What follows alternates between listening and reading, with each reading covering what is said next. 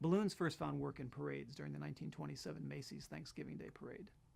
Before this, they had found employment through various means, most famously in the various militaries involved in World War I. This is obviously not the most ideal line of work for a balloon, so when balloon involvement parades began, it was a great improvement for their way of life. Public reaction was mixed at first, because the sight of a previously wartime figure in a more joyful scenario was a bit strange. After a few years, however, the popularity of balloons was such that you couldn't really have a parade unless you had a few balloons in it. World War II was a big hit to balloons. Wartime rationing put an end to parades for the duration, and so many were forced to go back to military service. Eventually, when the war did end, people's focus shifted away from balloons. They could, of course, still find work in parades, but the public interest just wasn't there for years. But all this changed once Fred got his start. Simply put, Frederick was the biggest thing to happen for balloons in, forever. Before he showed up, we didn't care much for parades or balloons. Yeah, they were there, but so what? They were always there. When he came around, though, after people saw him, you just couldn't get enough. Pretty soon, people were coming from all over to see Fred. It's difficult to say what made Fred so special.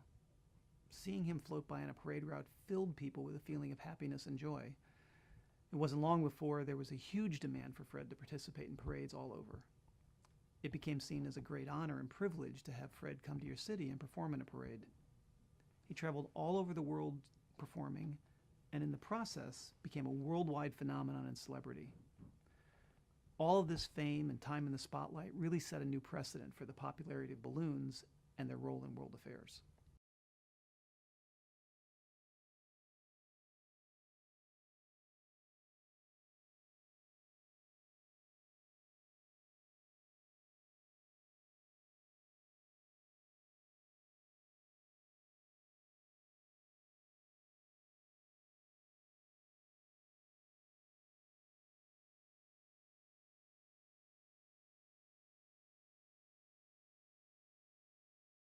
Everyone knows about sulfur hexafluoride.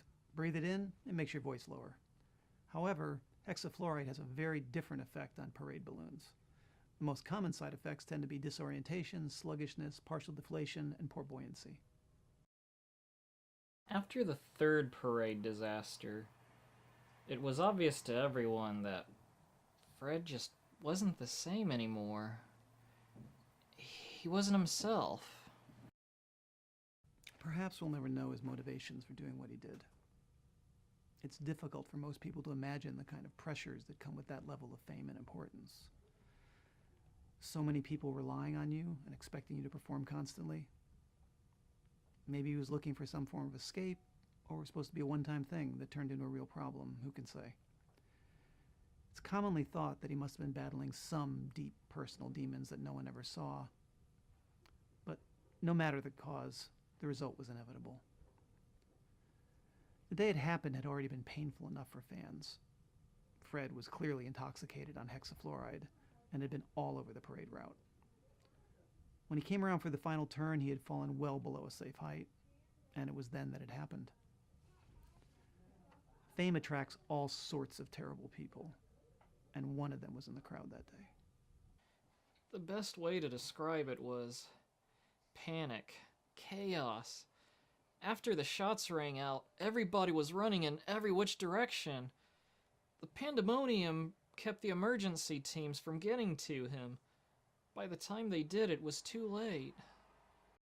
There was a worldwide day of mourning for him.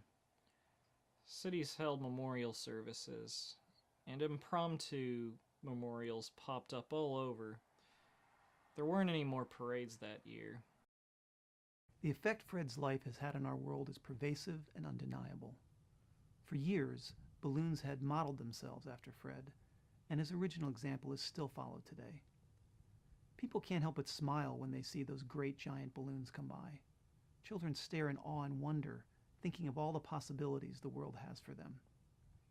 Fred inspired those lucky enough to see him, and we strive to remember who he was and not who he became.